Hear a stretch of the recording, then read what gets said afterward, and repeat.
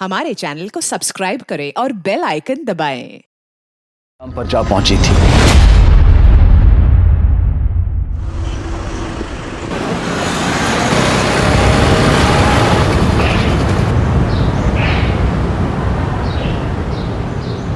अम्मा, ये लो आपका आटा। अरे बेटा, बहुत जल्दी आ गया। चक्की में भीड़ नहीं थी क्या? अम्मा, अपने लिए कैसी भीड़? हम जहाँ खड़े होते चक्की की लाइन वहीं से शुरू हो जाती है। टीवी ज्यादा मत देखा कर, माथा खराब होने लगा है तेरा। मारा, अब ज्ञान देना शुरू मत करो यार। अच्छा ये सब छोड़, जल्दी से हाथ मुंह धो ले। मैं तेरे लिए गरम गरम फुलके डालती हूँ, तुझे बहुत पसंद है ना? हाँ ठीक है।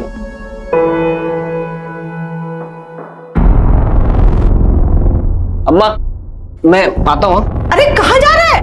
अरे मैं यूं क्या आप फुलके डालो ना। अरे बेटा खाना तो खा के जा। मैं आ रहा हूँ।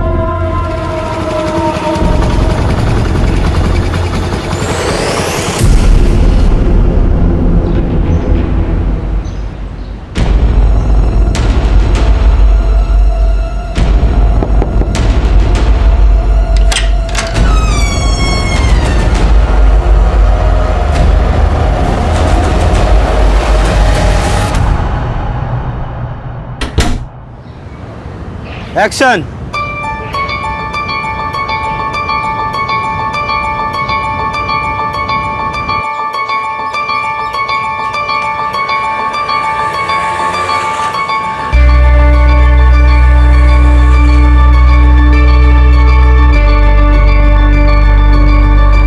एक्सक्यूज मी, ये आपका वॉलेट वहां गिर गया था।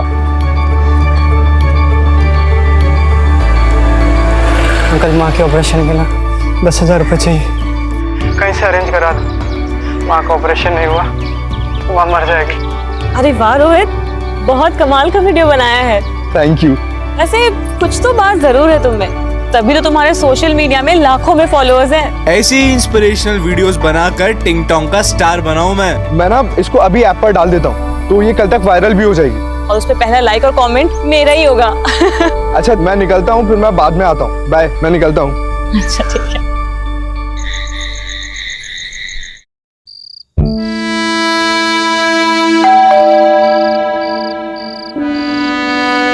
इस वक्त कौन हो सकता है?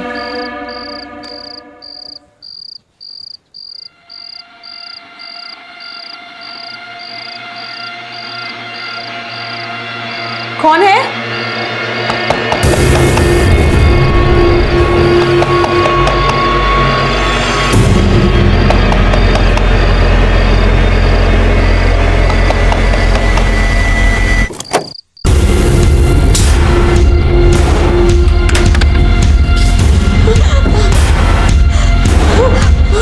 देखो, मेरे पास मत आना। कौन हो तुम?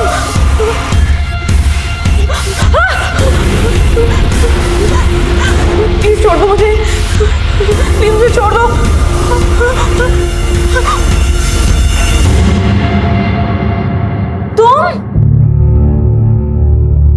तुमने तो मेरी जान निकाल दी थी।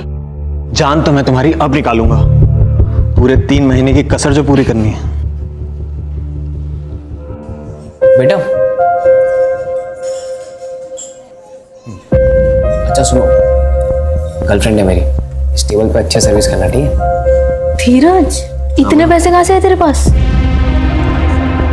छोड़ना यार, वैसे तू बहुत बड़ी हॉट लग रही है। एक किस तो बनता है। अब इतनी महंगी जगह पे लाए हो तो ना कैसे बोलूं?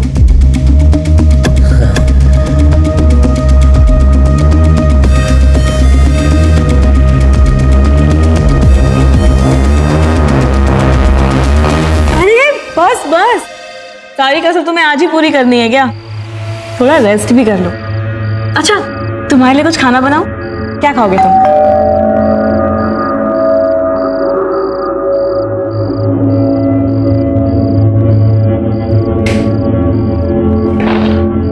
अरे भगत, तू? भैया, आपका फोन लग क्यों नहीं रहा है? मैडम आपसे बात करना चाहती है। अरे यार, बैटरी खत्म हो गई, ला दे। लो ना। हेलो, क्या बात है, जब से बीवी के पास गए हैं हमें भूलने लगे हैं। अरे तुम्हें भूल सकता हूँ क्या? तुम तो मेरी जान हो। अच्छा विवेक, अब जब नोएडा पहुंच ही गए हो तो अपने यूपी, दिल्ली, हरियाणा के सारे काम निपटा लो और फिर आ जाओ यहाँ अपनी जन्नत गोवा में पूरे 2 महीने के लिए। क्या कहते हो? तुम्हारा आदेश सर आंखों पे। Bye, good night, love you.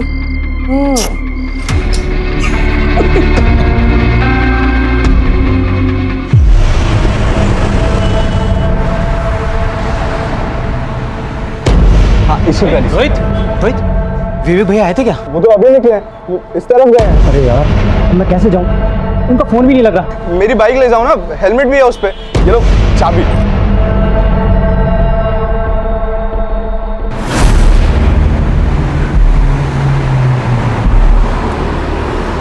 विवेक भैया,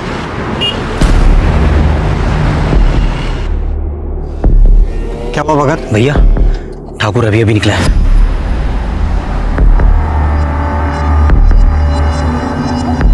जैसा बोला था वैसा सब कुछ प्लान के मुताबिक होना चाहिए, समझ गए?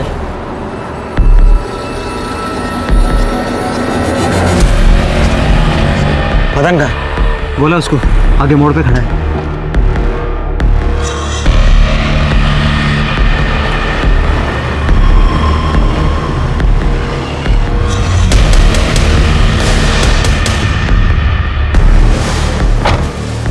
लोडेड है, पूरी भरी है भाई।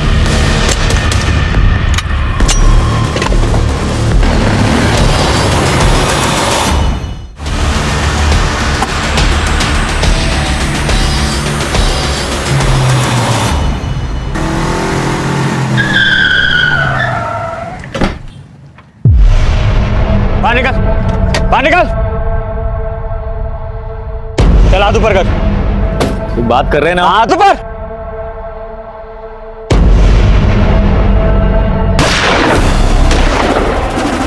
भैया, भैया,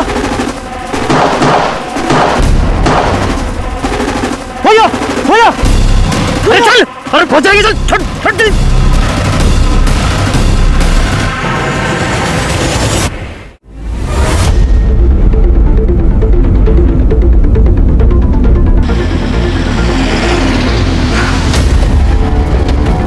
जैन सर। जैन। हटो हटो हटो, हटिए, हटिए आप लोग। जैन सर। जैन सर सामने कुछ लोग एक दूसरे पर गोलियां चला रहे थे। मैं यहाँ ड्यूटी पर था, उनको रोकने के लिए मुझे भी फायर करना पड़ा।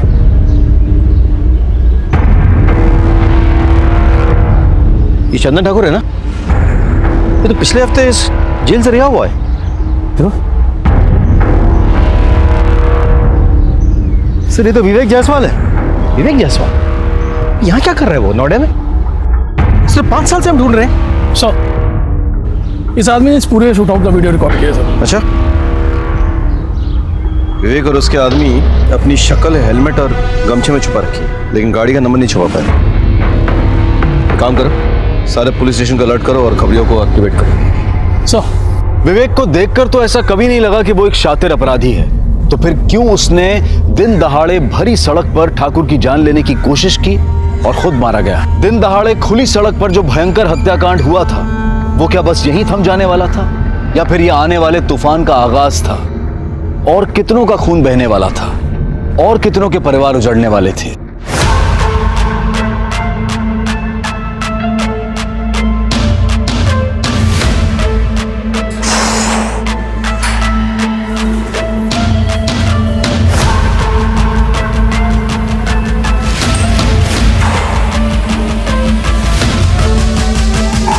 Rohit,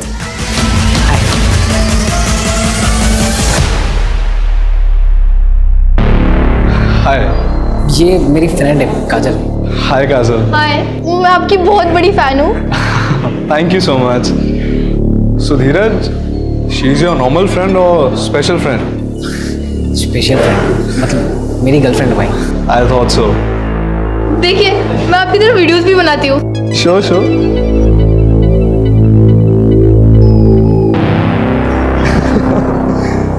Good, good. The videos are really nice. You like them? Why don't we do one thing? हम एक वीडियो साथ में बनाएंगे। Really? Yeah, I mean, You got real talent and will put net on fire. Yes yes Just a second. Hey, hi.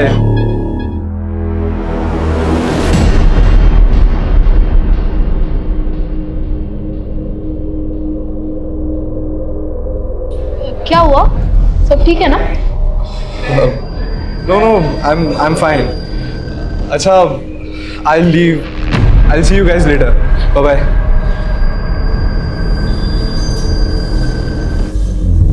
Sir लगता है फिर से gang war शुरू हो गया है। बात कुछ समझ में नहीं आई।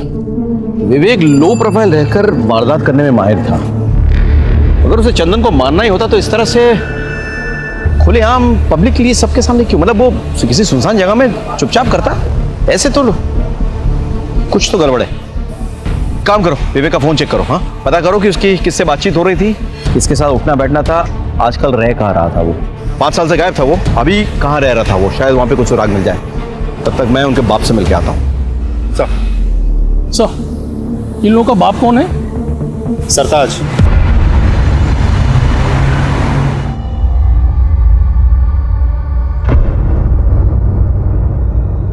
सरकार, आप?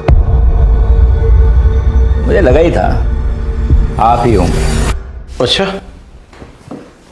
भविष्यवाणी करने की दुकान खोल रखी है क्या?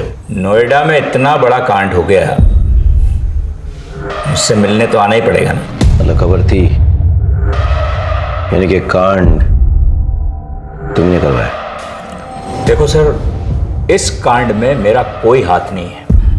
ये चंदन ठाकुर और विवेक जायसवाल मेरे साथ ही काम करते थे, लेकिन 2 साल पहले ठाकुर ने अपना खुद का काम शुरू कर दिया और जो काम मैंने विवेक को सौंप रखा था उसके धंधे में भी हाथ डाला।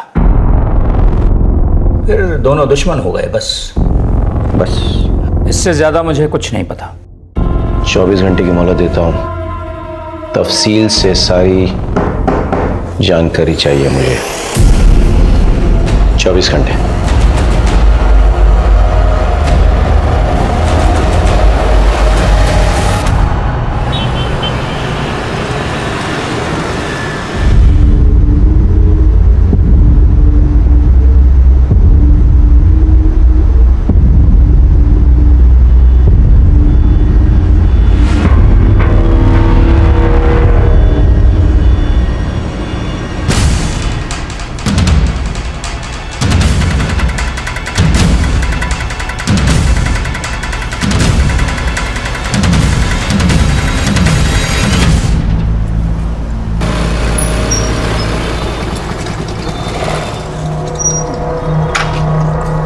चल कल मिलते, ठीक है?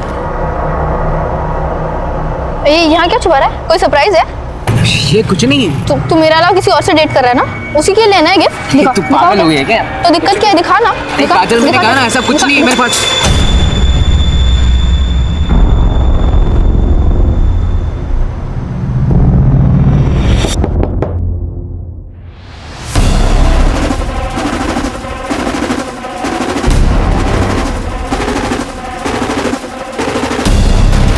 अब तेरा मर्द बनने का टाइम आ गया है। तो पकड़। अरे मर्दानगी मुबारक हो।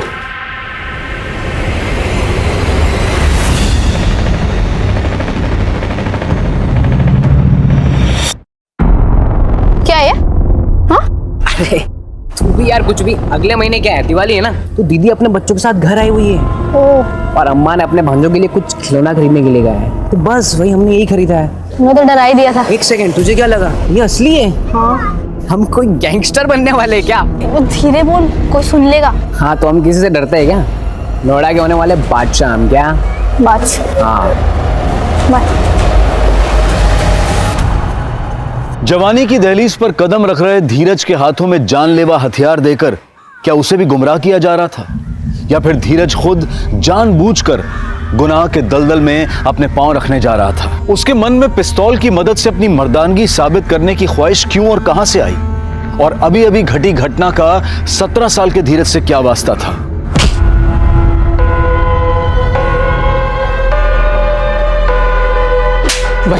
भाई मुझे माफ कर दो भाई, दोबारा मैं नहीं करूंगा भाई, मुझे माफ भाई मैं दोबारा नहीं करूंगा भाई, प्लीज भाई, प्लीज भाई।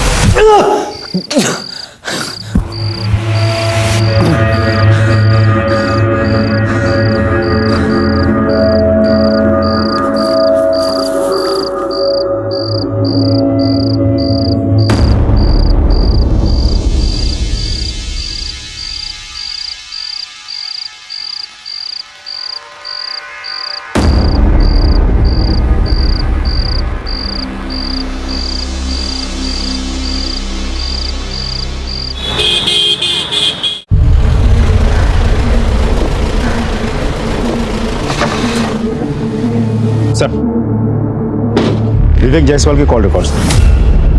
नोएडा सेक्टर 37 में रहता था विवेक जायसवाल? जी सर, कॉल रिकॉर्ड्स के मुताबिक पिछले 4-5 दिनों से रात भर उसके मोबाइल का लोकेशन वहीं का दिखा रहा है। पता करो वो किसके साथ रहता था, क्या क्या करता था। हाँ,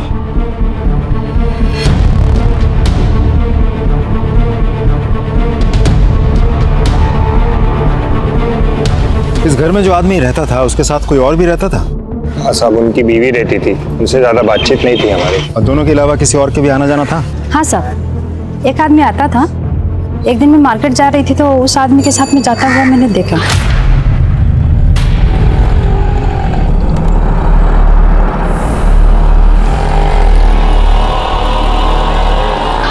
आप उस आदमी का स्केच बनवा सकती हैं? ठीक, हम एक स्केच आर्टिस्ट को बुलाते हैं, आप उस आदमी का हुलिया उसे बता देना। हाँ जी। सर, आपसे एक इंटरेस्टिंग इन्फॉर्मेशन शेयर करनी है। बोलो। जो आदमी विवेक की गैर मौजूदगी में भी उसके घर जाता था और जिसका आना जाना विवेक की बात भी कुछ ज्यादा ही बढ़ गया था, पहचाना? भगत? ये तो विवेक का राइट हैंड मैन है। सर, इसे पैरोल मिली थी और ये भाग गया था। इंटरेस्टिंग। भगत? एक मिनट। हाँ विनय बोलो। सर, सेक्टर 2 हत्याकांड में जिस कार का इस्तेमाल हुआ था उसकी डिटेल्स हमें आरटीओ ऑफिस से मिल गई है। वो कार किसी भगत के नाम पर रजिस्टर्ड है। भगत को ढूंढना जरूरी है। अच्छा, उसका मोबाइल नंबर रजिस्टर्ड है क्या? नहीं सर। बाइक के बारे में कुछ पता चला? सर, बाइक के बारे में अभी भी जानकारी हम निकाल रहे हैं सर, अभी आरटीओ ऑफिस में ही है। ठीक है, ठीक है, ओके, कैरी ऑन। भगत को ढूंढना बहुत जरूरी है।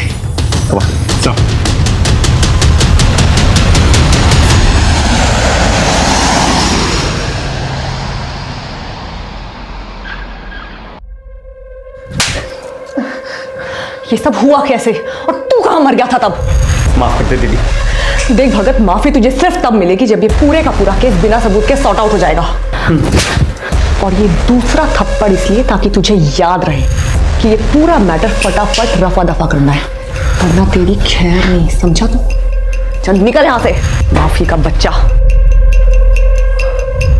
मैं गोवा रिटर्न जा रही हूँ, एक फ्लाइट की टिकट कराओ फटाफट।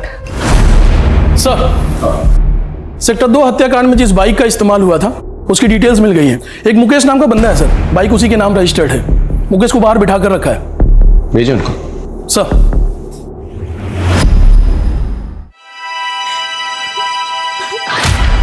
तुमने तो मेरी जान निकाल दी थी। जान तो मैं तुम्हारी अब निकालूंगा, पूरे 3 महीने की कसर जो पूरी करनी है।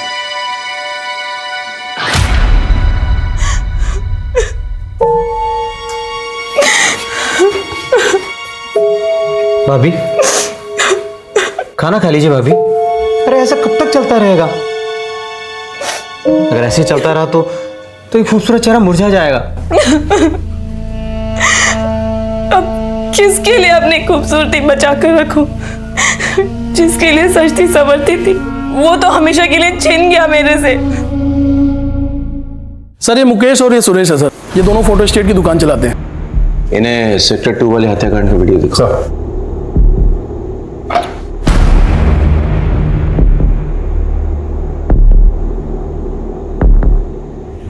इस बाइक को पहचानते हो? जी, ये तो मेरी बाइक है और हेलमेट भी मेरा ही है। और हेलमेट के अंदर? सर, मैं नहीं हूँ। तुम नहीं हो तो फिर तुम हो? नहीं सर, भगवान कसम, मुझे तो बाइक चलानी भी नहीं आती सर। तो फिर कौन है? मेरी पर्स रह गई है, घर की चाबी भी उसी में है। माँ जगराते गई है, घर देर से लौटेगी। अब घर कैसे जाऊँ समझ ही नहीं आ रहा। नहीं, आपको यहाँ आने की कोई ज़रूरत नहीं है। मैं आती हूँ ना, मैं आपके घर आके दुकान की चाबी ले लूँगी, दुकान से अपनी पर्स लेके आपको चाबी लौटा दूँगी। हाँ, ओके, थैंक यू अंकल। मासूम काजल घर पे होने के बावजूद झूठ बोल रही थी। क्या वो इस केस से जुड़ी किसी बात को छुपा रही थी या किसी नए अपराध का खुद शिकार बन रही थी? मामला दिन ब दिन बिगड़ता जा रहा था। रागनी, अरे तू मुझे बहुत भाती है रे। अरे तेरा विवेक तो चला गया ना इस दुनिया से। अब कहाँ दर दर की ठोकर खाएगी। हाँ कर दे, रानी बना के रखूंगा, खुश रखूंगा तुझे। हाँ तो कह दे।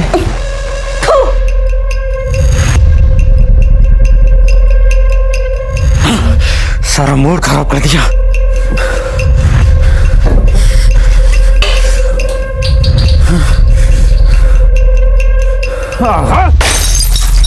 दो पैक मार कर आता हूं, फिर तुझसे प्यार करता हूं जी भर के।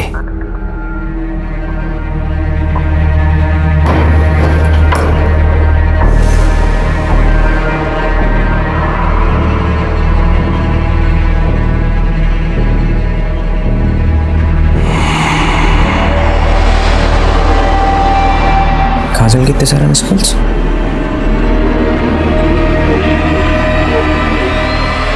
हाँ काजल,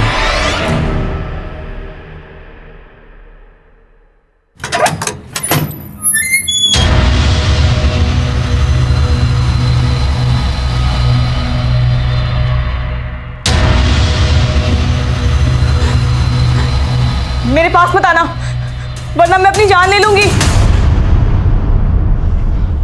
चलो खोलो।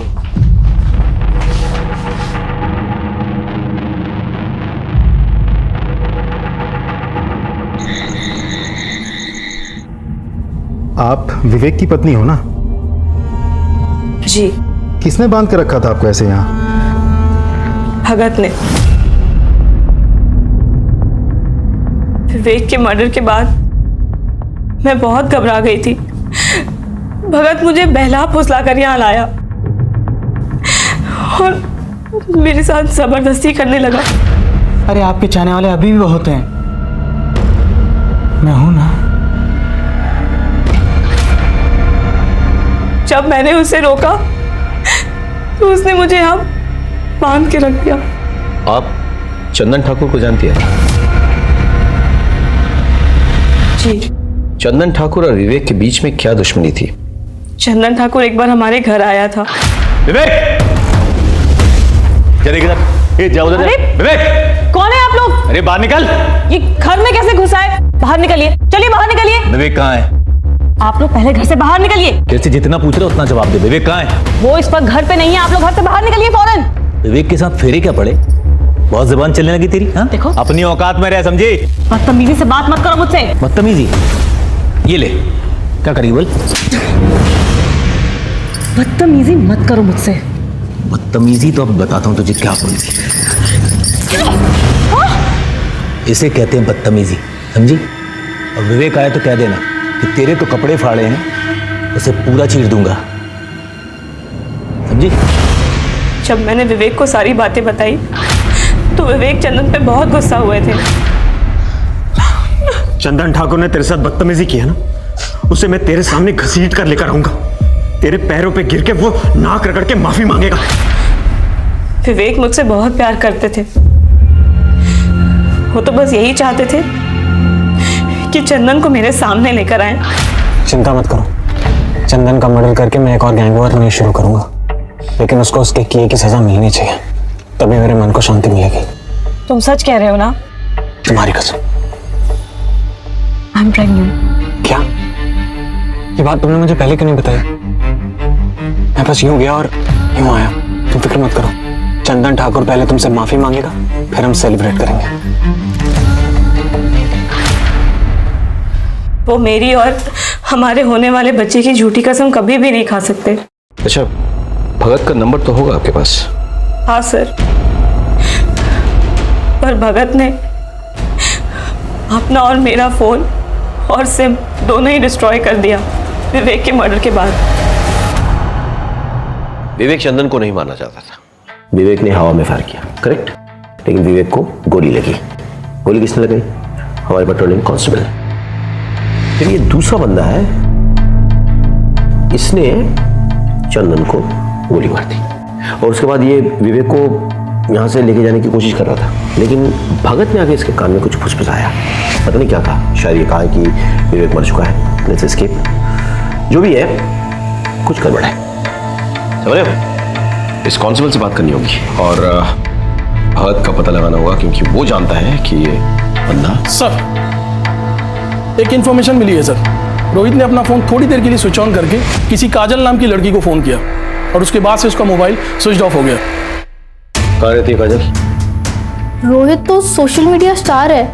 Hey, hi fam, this is your Rohit and today we are going to perform bench press. ये भाई कम ऑन। आइडल है वो मेरा। हम लोग साथ में वीडियो भी बनाने वाले थे। हम एक वीडियो साथ में बनाएंगे। उसका कॉल आया था मुझे, कह रहा था कि गलती से किसी रसूख वाले का वीडियो बना लिया उसने और वो लोग उसके पीछे पड़े हैं। तो एक रात के लिए छुपने की जगह चाहिए थी उसे, तो मैंने उसे अपने अंकल की दुकान पर छुपा दिया।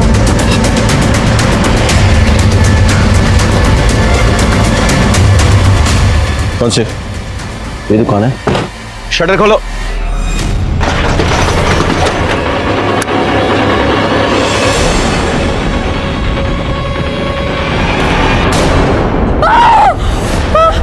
देखा, इन्हें ले जाओ यहाँ से। बहुत बेरहमी से मारा है। केस तो उलझ गया अभिषेक। बॉडी पोस्टमार्टम के लिए भेजो और सारे एविडेंसेस कलेक्ट कराओ। सोशल मीडिया स्टार रोहित की हत्या से चारों तरफ सनसनी फैल गई।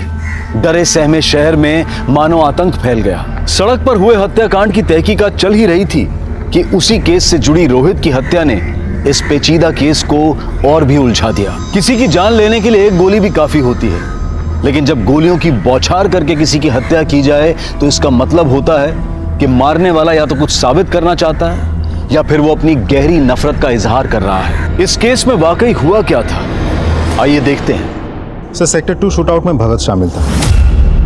रागिनी को बंधक भी भगत नहीं बनाया था। सर, मुझे तो लगता है रोहित का मर्डर भी भगत नहीं किया होगा। भगत क्यों रोहित को मारना चाहेगा? सर, भगत रोहित की बाइक लेके गया था। मेरी बाइक ले जाओ ना, हेलमेट भी है उस पे। ये लो चाबी। तो हो सकता है रोहित के पास भगत के बारे में कुछ ज्यादा ही जानकारी थी, जो आगे चल के भगत के लिए खतरनाक साबित हो सकता था। भगत वैसे भी हमसे भाग ही रहा था, हमारे रडार पे था वो। हम कैसे भी करके अगर रोहित तक पहुंच जाते तो शायद रोहित भगत के बारे में सारी जानकारी हमें दे देता और भगत का गेम ओवर हो जाता। अच्छा, ये सेक्टर 2 शूटआउट में जो कांस्टेबल इन्वॉल्व था वो कब आ रहा? सर, वो कल सुबह पुलिस स्टेशन आ रहा। सर, चंदन ठाकुर ने मुझे 2 लाख रुपए देने का वादा किया कि जब विवेक उसे किडनैप करने आएगा तो मैं उसे मार दूं। और सर, जब वो विवेक उसे किडनैप करने आया, उसने पहले हवा में फायर किया और मैंने मौका पाते ही विवेक पे गोलियां दाग दी और ऑन द स्पॉट मर गया। मगर ये मदन गड़बड़ कर गया। इसने डर के मारे चंदन पे गोलियां चला दी सर, और वो भी वहीं मर गया। मुझे मेरे पैसे तो नहीं मिले सर, अब मेरी नौकरी भी जाएगी सर। प्लीज सर, गलती होगी सर। क्या इस प्लान में विवेक की पत्नी शामिल थी? और इसका lose sir, please sir, forgive me sir. Ragini ji, जब भगत आपको यहाँ से ले गया और बंधक बना के रखा, तब उसकी बातों या चाल से आपको कुछ अंदाजा हुआ कि वो कहाँ जाने वाला था, किससे मिलने वाला था, क्या करने वाला था? जी नहीं। याद कीजिए रागिनी जी, प्लीज। जाने से पहले आखिरी बार उसने आपसे क्या कहा था? यही कि मैं 2 पैक मार कर आता हूं, फिर तुझसे प्यार करता हूं जी भर के।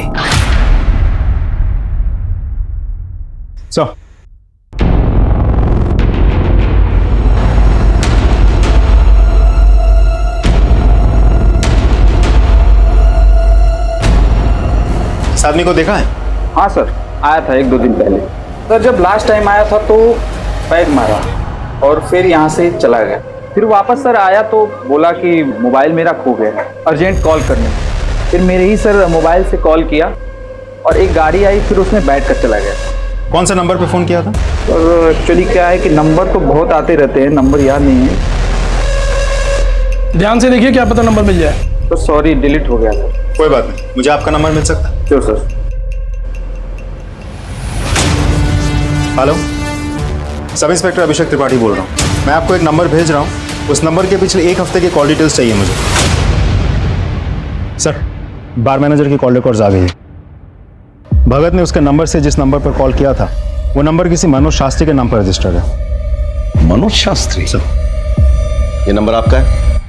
जी सर, ये नंबर मेरे नाम पे है, पर मेरे पास नहीं है। तो फिर किसके पास है? दरअसल वो नंबर मैंने अपने बड़े भाई को दिया है। बड़े भाई? कौन बड़े भाई?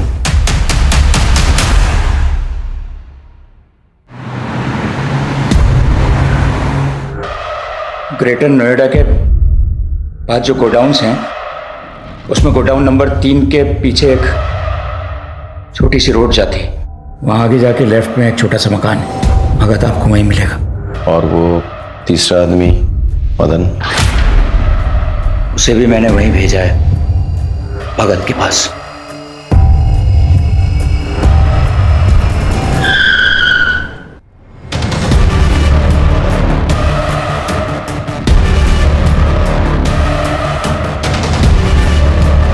ए भगत, पुलिस!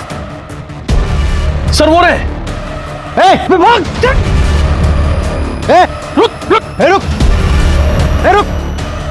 रुक!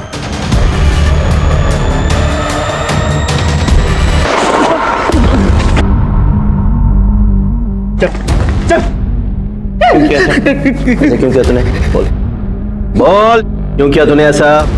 बता दो साहब, ठाकुर ने मुझे अपनी तरफ मिला लिया था। विवेक भैया की गर्लफ्रेंड नंदिता मैडम को भी मैंने इस प्लान में शामिल कर लिया था। उनके कहने पर ही विवेक भैया गोवा से नोएडा अपनी पत्नी से मिलने आए और हमने ठाकुर को किडनैप करने का प्लान बनाया। ठाकुर को किडनैप करके माफी मंगवाना हमारा मकसद नहीं था साहब। हम तो चाहते थे कि इस गहमा गहमी में विवेक भैया फंस जाएं और हम कांस्टेबल असद के हाथों उन्हें मरवा दें। लेकिन मदन ने ठाकुर को मार दिया, हमारा प्लान फेल हो गया सर। कहाँ मिलेगी नंदिता? नंदिता कहाँ मिलेगी? गोवा में आराम बोली बीच के पास। गोवा पुलिस से कांटेक्ट करो, नंदिता को अरेस्ट करने का इंतजाम करो। सर।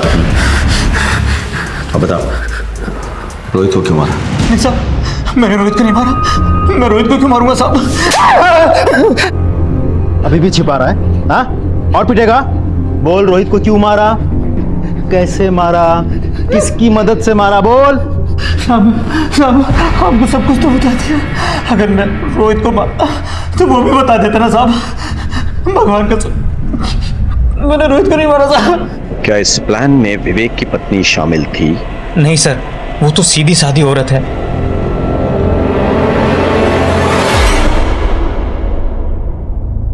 मुझे तो लगा था कि विवेक सिर्फ मुझसे प्यार करते हैं, लेकिन वो, अब तक मैं यही समझ रही थी कि हमारा तो जन्मों जन्मों का साथ है, लेकिन वो तो एक जन्म भी मेरे साथ ईमानदारी से नहीं निभा सका। मुझे तो लगा था कि वो नोएडा सिर्फ मेरे लिए आया है, लेकिन वो नंदिता नंदिता को गोवा पुलिस ने सर अरेस्ट कर लिया, लेकिन उसका यह कहना है कि वो किसी रोहित को नहीं जानती। अभिषेक सर, याद करो, जब हम रोहित को ढूंढते हुए काजल के अंकल की दुकान पहुंचे तो हमें क्या मिला? रोहित की डेड बॉडी। जी सर। ताला टूटा हुआ था, यानी कि कोई जबरदस्ती दुकान में घुसाया था और उसने रोहित को मार डाला। लेकिन सोचने वाली बात यह है कि यह जगह रोहित की रोज के जाने वाली जगह नहीं थी, शायद वो पहली बार गया था। तो किसी को कैसे पता कि रोहित वहां है? Important point. ये सोचो कि काजल के अलावा और कौन जानता था कि रोहित उस दुकान में छिपा हुआ है? रोहित दुकान में छिपा हुआ था, ये बात तुम्हारे अलावा और किसी को पता था? नहीं सर। आयशा? हाँ। अच्छे से याद करके बताओ, शायद तुमने किसी और को बताया हो। नहीं तो यार, हाँ मैंने ये बात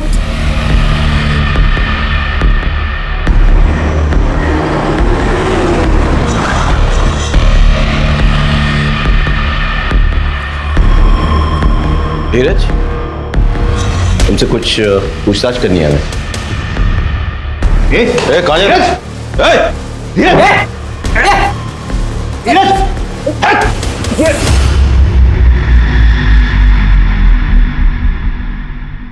सर मैं सच बताता हूँ, मुझे माफ कर दीजिए सर। मैं बस दबंग बनना चाहता था। क्यों? क्योंकि गली मोहल्ले में आते जाते लोग मुझे परेशान करते थे सर, मेरा मजाक उड़ाते थे, मुझे मारते थे सर, और मैं कुछ नहीं कर पाता था। फिर मैंने एक दिन मनदीप भैया को देखा, लोगों ने सलाम दुआ कर रहे थे, उनके पैर छू रहे थे। मैंने सोचा मुझे भी ऐसी इज्जत चाहिए, इसलिए मैंने उनसे दोस्ती कर ली। अपनी काबिलियत और मर्दानगी साबित करने के लिए उन्होंने मुझे रोहित को मारने का काम दिया। इसे जानता है? नहीं भैया। इसे मारना है, इसे ढूंढ और जैसे ही दिखे मुझे खबर कर। इत्तेफाक से रोहित को मेरी गर्लफ्रेंड काजल ने उसके अंकल की दुकान पर छुपा कर रखा था। धीरज, पता है आज क्या हुआ? क्या हुआ? वो सोशल मीडिया स्टार है ना रोहित, तुम्हारा दोस्त, उसका कॉल आया था मुझसे हेल्प मांग रहा था। उसे ना एक रात के लिए छिपने की जगह चाहिए थी, मैंने उसे छिपा दिया अपनी अंकल की दुकान पे। मैं गया वहां पे, मैंने दुकान का ताला तोड़ दिया। धीरज तू? और मैंने रोहित को गोलियों से मार दी। ये क्या?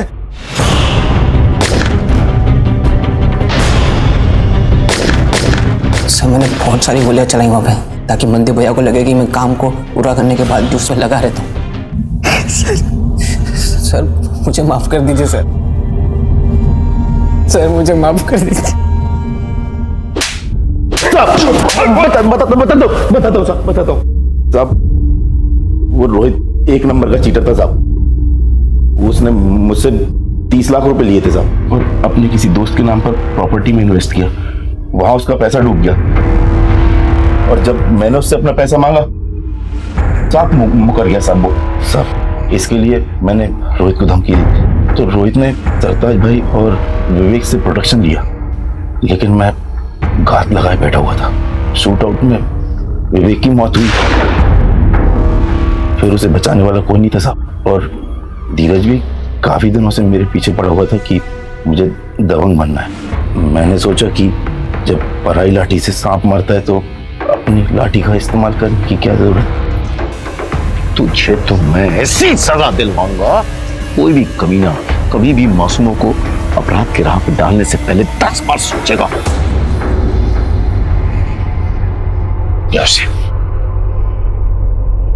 आमतौर पर आपराधिक जीवन की शुरुआत कच्ची उम्र में होती है। फिल्मों और दूसरे माध्यमों में जिस तरह से दबंग, डॉन्स और गैंगस्टर्स को ग्लैमरस रूप में परोसा जाता है, उसका गहरा असर कच्ची उम्र के बच्चों पर पड़ता है। धीरज के साथ भी यही हुआ था।